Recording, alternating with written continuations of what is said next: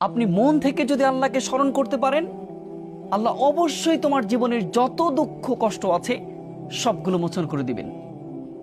যত হতাশা আছে, যদি আল্লাহকে স্মরণের মতো স্মরণ করতে পারেন, সবগুলোই দ্রবীত করে দিবেন।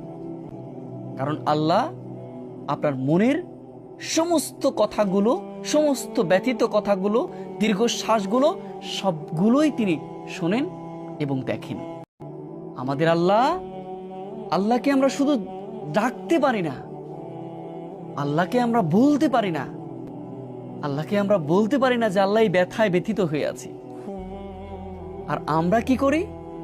একটু কষ্টে পড়েছি, মানুষের কাছে হায় হতাশ করে ফেলি, আমার এটা হয়েছে, ভেঙে পড়ি।